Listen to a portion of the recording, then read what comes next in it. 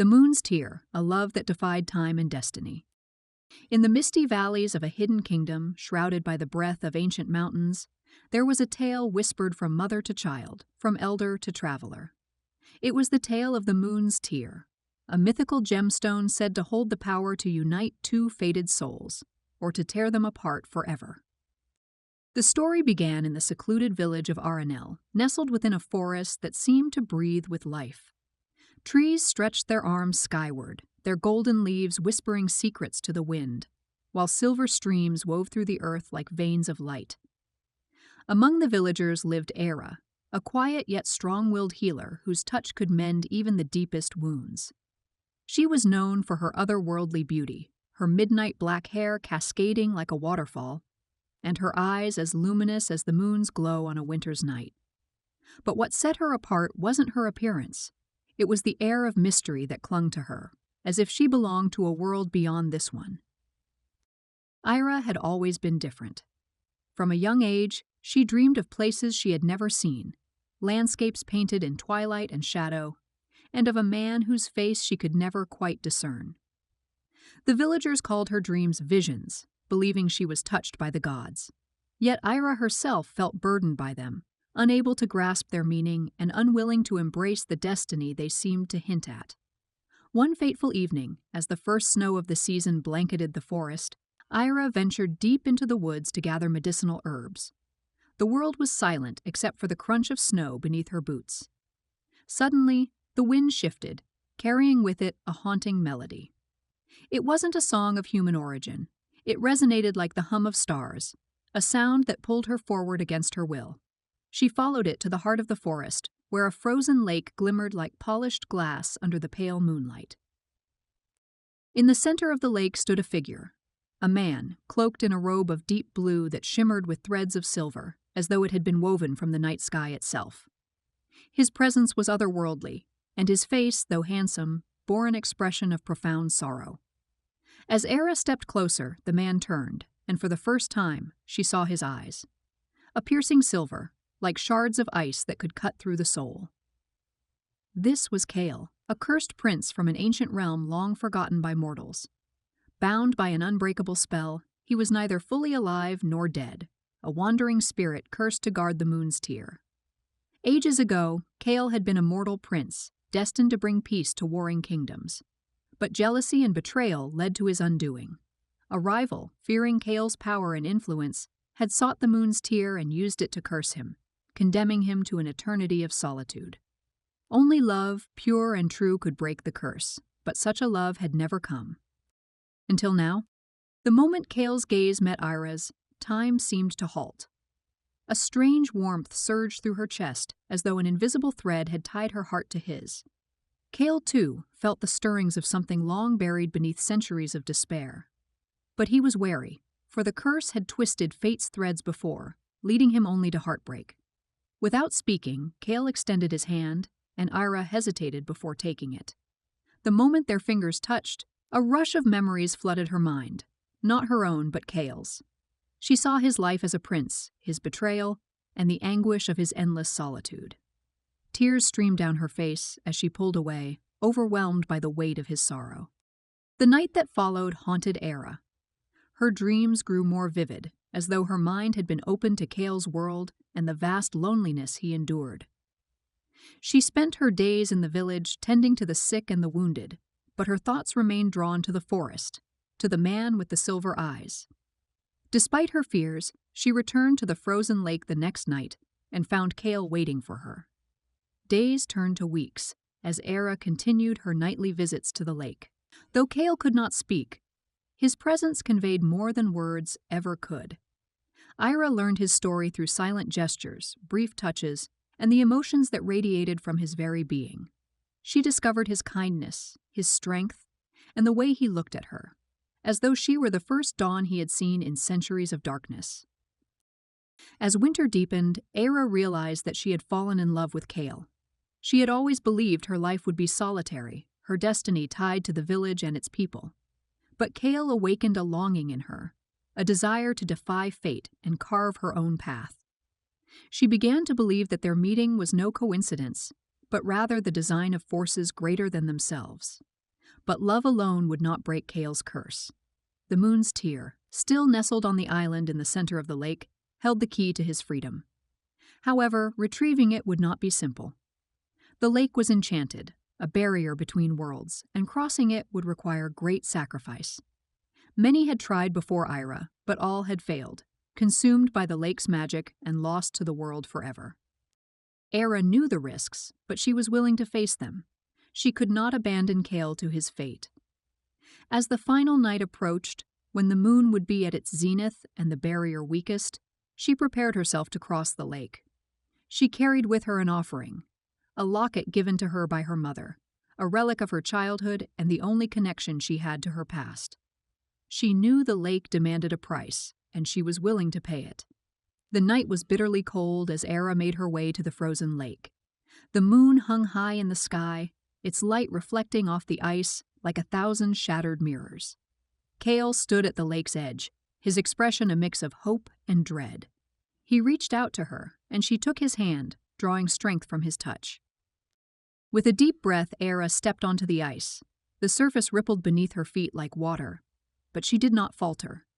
Each step felt like a lifetime, the air growing colder, the weight of the lake's magic pressing against her. When she reached the island, she knelt before the moon's tear and placed the locket beside it. The gemstone's light flared, enveloping her in a blinding glow. For a moment, she felt herself unraveling, her essence merging with the magic of the lake. She saw visions of her own life, the choices that had led her here, and the threads of fate intertwining with Kale's. And then she saw the truth. She and Kale had been connected in every lifetime, their souls drawn to each other like stars to the night sky. But in each life, they had been torn apart by tragedy. When the light faded, Ira found herself back on the lake's edge, the moon's tear cradled in her hands. Kale stood before her, his silver eyes wide with disbelief. She offered him the gemstone, and as he took it, the air around them shimmered. The curse began to break, the threads of magic unraveling like a tapestry undone. Kale's form grew solid, his warmth radiating against the winter's chill. For the first time in centuries, he felt the beat of his own heart. Ira smiled, her own tears mixing with the snowflakes that fell around them. The moon's tear dissolved into a soft glow, its purpose fulfilled, leaving them bathed in the light of a new dawn. As the first light of dawn bathed the land in a soft, golden glow, Era and Kale stood at the edge of the forest, still caught in the quiet aftermath of the spell's undoing. The air around them felt different, lighter, as though the centuries-old weight of the curse had lifted from the very fabric of the world. For the first time in ages, Kale's presence was not ephemeral, but real and solid. His hand, now warm and steady, remained clasped in Era's, as though both feared letting go would break whatever magic had allowed them to find each other. But there was no time to linger. The breaking of the curse had not gone unnoticed. Far beyond the hidden kingdom, in a shadowed realm where sunlight had long ceased to reach, an ancient power stirred. The breaking of Kale's curse was more than a personal victory. It was the unraveling of a web of dark magic that had held sway over more than just the prince. The curse had been part of a larger enchantment, woven with threads of betrayal and darkness, designed to keep Kale imprisoned and to keep something else hidden. Now, that balance had been disrupted. Ira and Kale knew none of this as they began their journey away from the lake and deeper into the forest. They knew only that they could not stay in Aranel. The villagers, already wary of Ira's strange dreams and visions, would not understand what had happened, and Kale's sudden appearance would raise questions they were not prepared to answer. So, hand in hand, they walked through the forest, their path uncertain, but their hearts determined. As they traveled, Kale slowly began to regain his strength.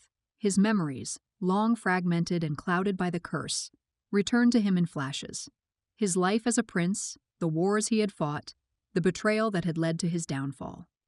He remembered the moon's tear, a gemstone of immense power, forged in the heart of the mountains and gifted to his ancestors by an ancient being known only as the Starseer. The gemstone had been meant to protect his kingdom, to bring peace and prosperity. But it had been corrupted by jealousy and greed, twisted into a tool of destruction. Now, with the curse broken and the gemstone's magic spent, Kale's connection to his past felt tenuous, as though he were a traveler in his own memories. Ira remained his anchor, her presence grounding him in the present, even as he struggled to make sense of the past. Their journey took them through dense forests, across rushing rivers, and over snow-covered hills. They avoided villages and roads, staying hidden from prying eyes. Era's skills as a healer proved invaluable. She knew which herbs could stave off hunger, which roots could ease fatigue, and which berries were safe to eat. Kale, though unfamiliar with this new world, used his instincts as a warrior to keep them safe from the dangers that lurked in the shadows. But even as they grew closer, sharing stories and moments of quiet joy, an unease began to settle over them. Ira's visions, which had once been vague and fragmented, became sharper and more urgent. She dreamed of a great darkness rising from the earth, of a figure cloaked in shadow, and of a voice that whispered her name in a language older than time. Kale, too, felt the pull of something unseen, a force that seemed to be drawing them toward an unknown destiny. Their path eventually led them to the edge of a vast, desolate plain. Beyond it, in the distance, loomed a range of jagged mountains, their peaks shrouded in mist. Kale recognized them at once. They were the Shadow Peaks, the ancient boundary between his kingdom and the realm of the Starseer. It was there, in the heart of those mountains, that the moon's tear had been forged, and it was there that they would find the answers they sought. The journey across the plain was arduous. The land was barren and windswept, with little shelter and even less food. The cold bit at their skin, and the wind howled like a living thing, carrying with it the scent of ash and decay. But Era and Kale pressed on, driven by a sense of purpose that neither could fully explain. As they neared the mountains, the landscape began to change. The air grew thick with magic, and the ground beneath their feet seemed to hum with an ancient, restless energy. Strange symbols, carved into the rocks and glowing with a faint blue light, marked their path. Kale recognized them as the sigils of the Starseer, though their meaning had long been forgotten. At last, they reached the entrance to a narrow mountain pass. The path was steep and treacherous, winding its way up the mountainside like a serpent. Era hesitated, feeling a deep sense of foreboding, but Kale took her hand and led her forward. They had come too far to turn back now. As they climbed, the air grew colder, and the mist thickened, swirling around them like a living thing. Shadows moved at the edges of their vision, and distant whispers echoed through the pass. Ira clutched Kale's hand tighter, her heart pounding in her chest. She could feel the presence of something ancient and powerful, watching them from the depths of the mist. At the summit of the pass, they found themselves standing before a massive stone archway, carved with the same glowing symbols they had seen on the rocks below. Beyond the archway lay a dark and forbidding chasm, spanned by a narrow, crumbling bridge. On the other side of the chasm, perched on a jagged cliff, was a fortress unlike any Era had ever seen. Its towers rose like black spears into the sky, and its walls were etched with symbols that pulsed with an eerie red light. Kale recognized it at once. It was the citadel of the Starseer, the ancient stronghold where the moon's tear had been forged, and where his destiny had been sealed. As they crossed the bridge, the air grew thick with tension. The ground beneath their feet seemed to tremble, and the whispers in the mist grew louder, as though urging them to turn back. But Ira and Kale pressed on, their resolve unwavering. At the gates of the citadel, they were met by a figure cloaked in shadow. Though its face was hidden, Era could feel its gaze upon her, cold and unyielding. The figure raised a hand, and the gates slowly creaked open, revealing a long, dark corridor, lined with torches that burned with a cold blue flame. Ira and Kale stepped inside, their footsteps echoing in the silence. The air was heavy with the scent of old magic, and the walls seemed to pulse with a life of their own. As they made their way deeper into the citadel, they could feel the weight of centuries pressing down upon them, as though the very stones held the memories of those who had walked these halls before them. At last, they reached a massive chamber at the heart of the citadel. In the center of the room stood a raised platform upon which rested a pedestal made of black stone, and upon the pedestal lay a fragment of the moon's tear, its light dim and flickering, as though it were barely clinging to life. As Era stepped forward, the air in the chamber seemed to shift. The shadows deepened, and a cold, mocking laughter echoed through the room. From the darkness emerged a figure cloaked in black, its eyes glowing with a malevolent red light. It was the same figure Era had seen in her visions, the being that had whispered her name in the language of the ancients. Kale stepped protectively in front of Era, his hand reaching instinctively for the hilt of a sword that was no longer there. The figure laughed again, a sound that sent chills down their spines, and raised a hand. The fragment of the moon's tear pulsed once, and then the room was filled with blinding light. When the light faded, Era and Kale found themselves standing in a vast, barren landscape beneath a sky filled with swirling, blood-red clouds. The citadel was gone, and the figure in black stood before them, its eyes gleaming with triumph. "You have come far," it said, its voice echoing in the emptiness. "But your journey is not yet over. If you wish to save your world and yourselves, you must face the truth. The past cannot be undone, but it can be faced. Only then will you find what you seek." The red sky churned like a living sea, casting an ominous hue over the barren wasteland stretching endlessly before them. Era and Kale stood at the threshold of this strange, desolate land, frozen by the surreal landscape that shifted and writhed with dark energy. Every breath felt heavier here, each heartbeat louder in the thick, unnatural silence. In the distance, a figure clad in black loomed like a dark sentinel, its silhouette motionless against the angry, churning sky. The figure radiated an oppressive aura, its presence suffocating, as though it drew the life from the very air.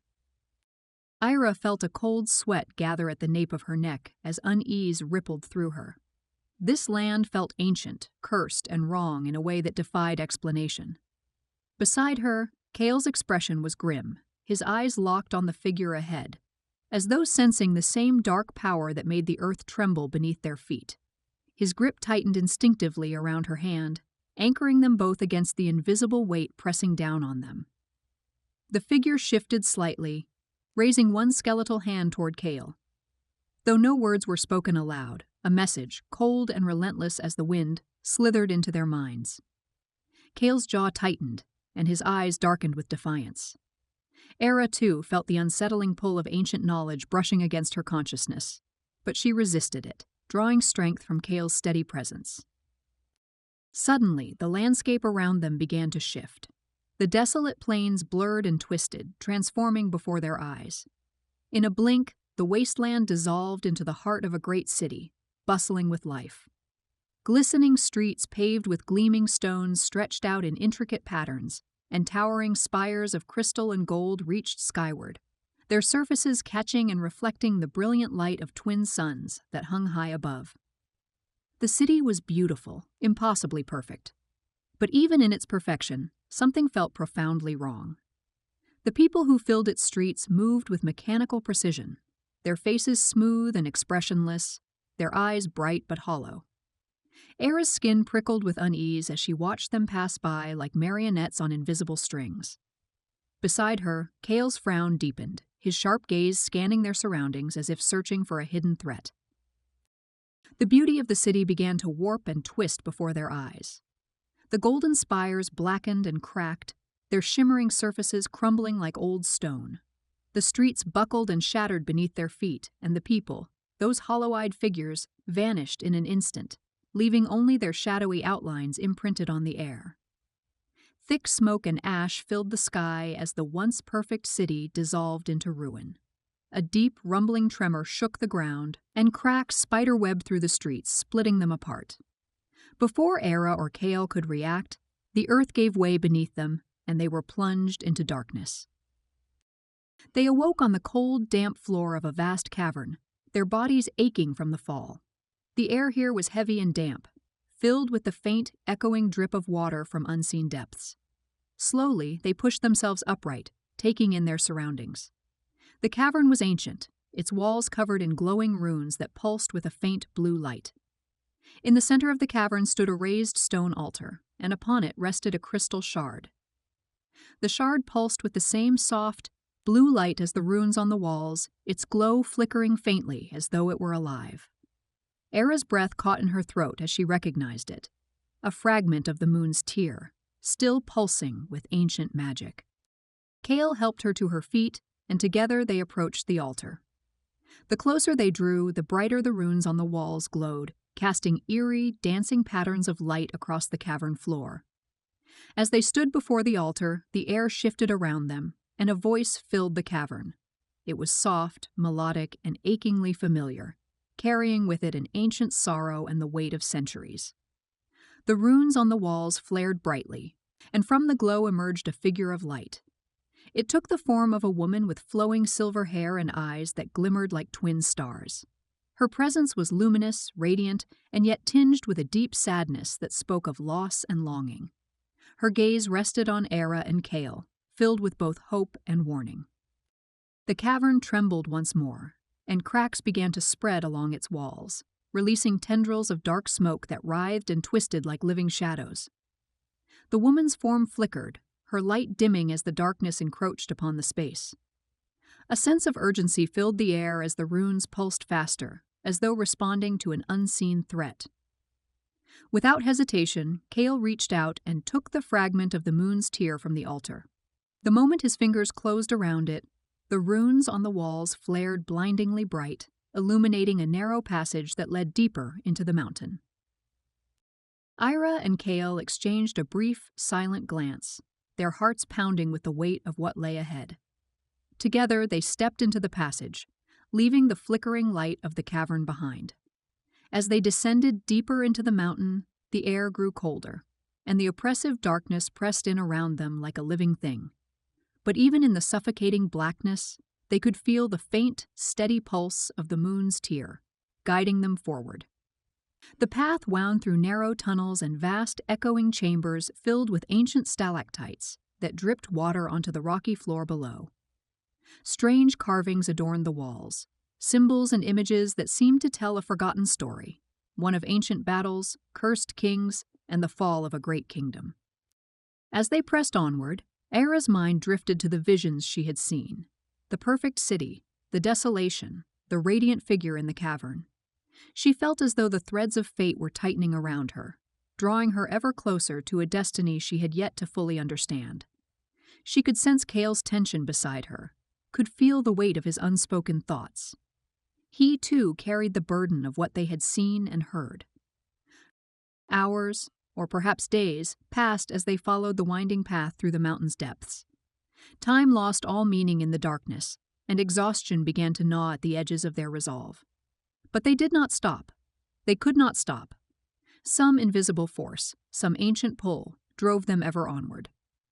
At last, they emerged into a vast, echoing chamber at the heart of the mountain. The walls of the chamber were lined with towering crystal formations that glowed with a pale, ethereal light, illuminating a raised dais in the center of the room. Upon the dais rested an ancient, intricately carved pedestal, and atop the pedestal lay a second fragment of the moon's tear, its light pulsing in rhythm with the one Kale carried. As they approached the dais, the air in the chamber grew thick with magic. The crystal formations shimmered, and the ground trembled beneath their feet. Era's heart pounded in her chest as she reached for the second fragment, her fingers brushing against its cold, smooth surface.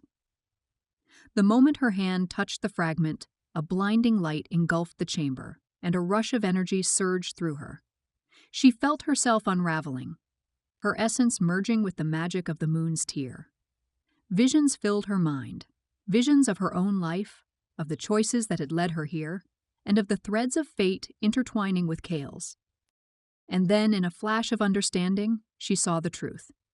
She and Kale had been connected in every lifetime, their souls drawn to each other like stars to the night sky. But in each life they had been torn apart by tragedy, their love twisted by the curse that had haunted them through the ages. When the light faded, Ira found herself standing on the dais, the second fragment of the moon's tear clutched in her hand. Kale stood beside her, his silver eyes wide with disbelief and wonder. They had reached the heart of the mountain, but their journey was far from over. The final trial still awaited them, and the choices they made here would shape the destiny of all. With the fragments of the moon's tear in hand and the weight of countless lifetimes on their shoulders, They prepared to face whatever lay ahead, together. A chill hung in the air, thick with the weight of ancient magic as Ira and Kale stood at the edge of Destiny's final threshold. The fragments of the moon's tear, now reunited, glowed softly in their hands, pulsing with the steady rhythm of a heartbeat. Before them stretched a bridge of translucent crystal, spanning a yawning abyss that seemed to lead into endless nothingness. Beyond the bridge, the chamber rose into a towering cathedral of rock and crystal, its walls etched with luminous runes that whispered forgotten truths into the air. At the far end of the chamber, a great archway stood shrouded in swirling tendrils of shadow, like a wound torn into the fabric of reality itself. This was the veil, the barrier between realms. The place where Kale's curse had been forged and where it could now be broken or sealed for eternity. With silent resolve, they stepped onto the crystal bridge. Each step sent faint ripples through the translucent surface, as though they were walking on frozen light. The pulse of the moon's tear grew stronger with every stride, guiding them forward. Yet with each step, the air grew colder, the darkness deeper, and the weight of unseen eyes pressed more heavily upon them. Halfway across the bridge, the shadows at the far end began to coalesce, twisting and writhing like smoke caught in an unseen wind. From their depths emerged a figure cloaked in darkness, its form shifting and amorphous, as though it were more shadow than substance. Eyes like twin voids stared out from beneath the hood of its cloak, empty and unyielding. This was the keeper of the veil, the guardian of the curse, bound to ensure that no soul crossed the threshold without paying the price. Kale stepped forward, his presence a wall of defiance and strength as he faced the keeper. He had come too far and endured too much to falter now. The curse that had bound him for centuries trembled at the edge of unraveling, and the shards of the moon's tear glowed brighter, sensing the nearness of their purpose. The keeper raised one skeletal hand, and the air around them rippled with dark power.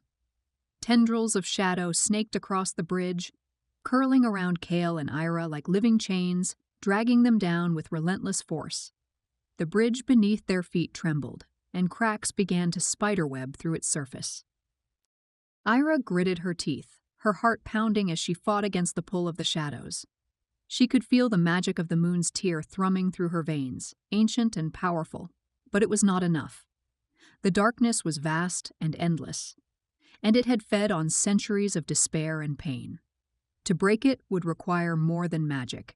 It would require a sacrifice. As the shadows tightened around them, Ira's mind raced through the visions she had seen, the lives she and Kale had lived, and the tragedy that had followed them through every age. Each time they had found each other, they had been torn apart by the curse. Each time they had fought to be together, they had paid the price in blood and sorrow. And now, as the final moment loomed, she understood what must be done. Without hesitation, Era reached out and placed her hand over Kale's, intertwining their fingers around the fragments of the moon's tear.